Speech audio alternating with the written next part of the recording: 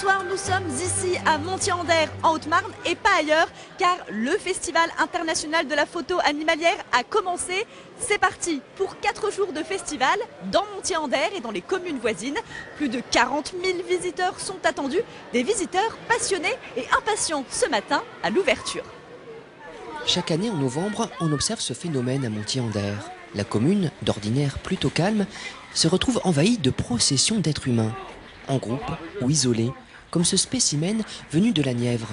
Ce matin, Jacqueline était la toute première devant la billetterie. Oui, c'est très important à ce moment-là. Absolument, j'attends toute l'année. Si je ne pars pas en vacances, ce sont mes vacances. Je viens une semaine en gîte et ce sont mes vacances de l'année. C'est trop passionnant. Au Festival de la photo animalière, le jeudi, c'est traditionnellement la journée des écoles. Clément est venu avec ses camarades du lycée agricole de Droit et est tombé en arrêt devant une photo de Mathieu Ricard, le moine bouddhiste. Quand tu es arrivé pour la première fois devant la photo, quelle a été ta première réaction? Wow. Je me suis dit, wow, c'est impressionnant. Très beau paysage, mais à Montier, c'est des animaux surtout qu'on admire. Ça nous fait découvrir par des photos, des fois choc ou pas forcément choc ou magnifiques. Il y a des animaux qu'on n'en parle pas assez et qu'on devrait les connaître plus. Comme l'hermine du Jura par exemple.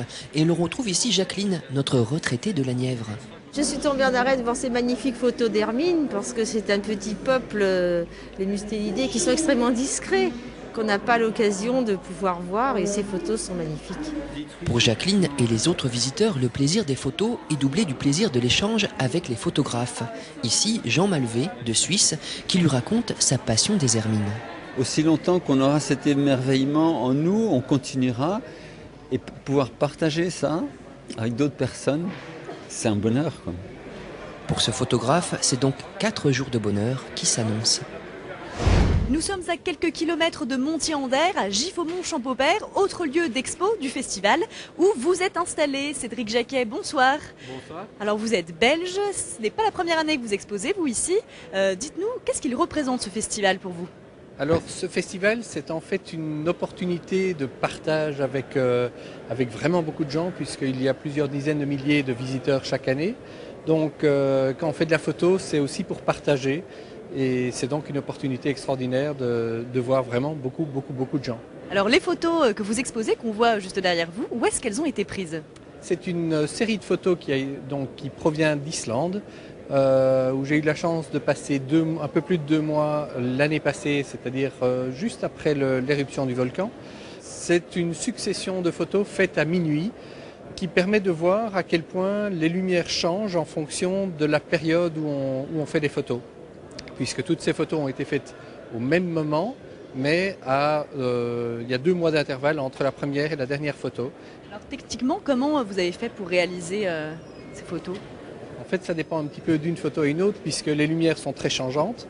Par exemple, la dernière photo qui a été faite toujours à minuit, mais fin août, le soleil est déjà couché depuis 9 h du soir, donc c'est une pause extrêmement longue sur trépied, donc c'est 30 secondes.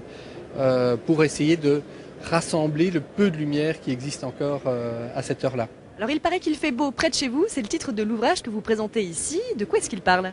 Alors, C'est beau près de chez vous est un livre qui est consacré à la photographie de proximité, mais de proximité un petit peu particulière. C'est-à-dire que tout le monde a, à moins de 15 minutes de chez lui, un endroit nature qui vaut vraiment la peine d'être découvert. Ça peut être des oiseaux, ça peut être des insectes, ça peut être des mammifères. Il y a de tout près de chez nous et on n'est pas obligé d'aller aux 4 coins de la planète pour voir de jolies choses. Merci. C'est moi qui vous remercie. Alors on poursuit maintenant à quelques kilomètres d'ici, à Sommevoire, près de la fonderie, à la découverte d'un endroit étonnant qu'on appelle le paradis.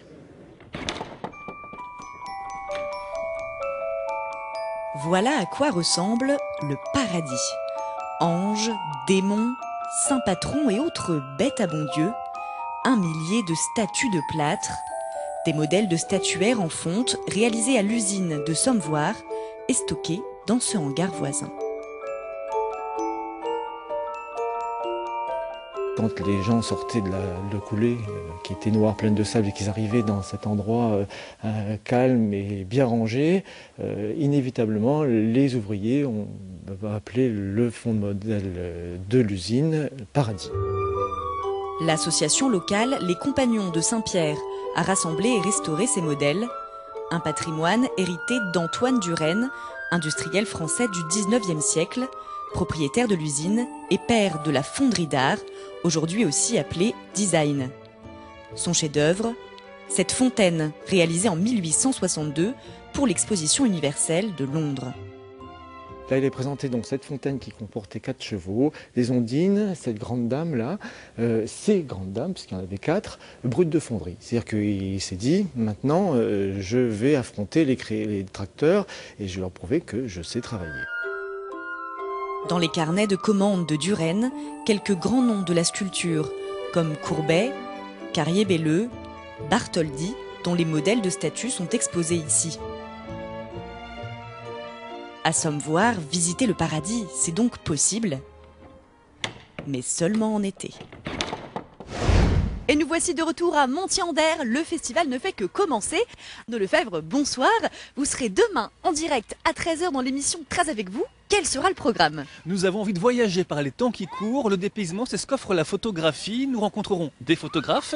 Et puis avec le parrain du festival, nous parlerons aussi écologie. La situation du monde n'est pas très bonne. Et puis si on veut se lancer dans la photo animalière, c'est possible. Tout le matériel indispensable, on vous le dévoilera demain à 13 h. Merci Arnaud, un beau programme en perspective. Nous on se retrouve également demain midi en direct et également demain soir dès 19 h 10 dans Ici et pas ailleurs. À demain et bonne soirée sur France 3.